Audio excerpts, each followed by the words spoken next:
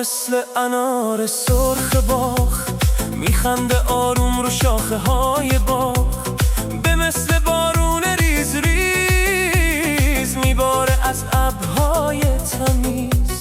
پا مثل پروانه در هوا پرواز میکنه شاد و بی صدا. تا مثل توپ تو حیات میپره بالا توی هوا.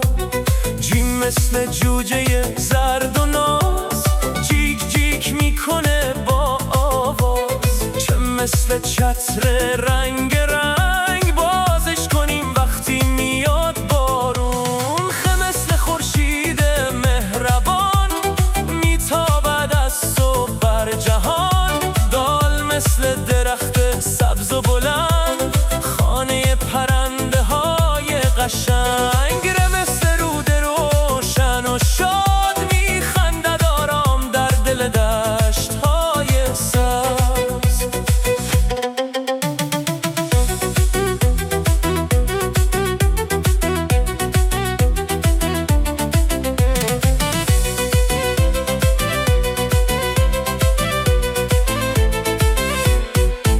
مثل زنبور پرتلاش میچرخه دور شکوفه ها.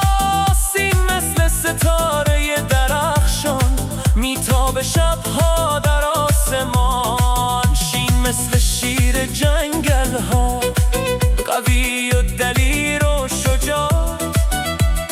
فه مثل یه فرش قشنگ پر از گل و نقش و رنگ. قاف مثل قایق روی آب میرقصه آروم زیر نور مهتاب.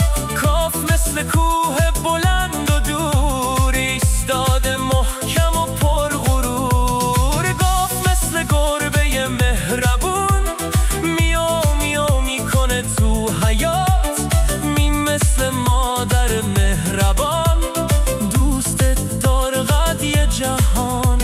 نون مثل نان گرم و خوب مهمون سفره های ما.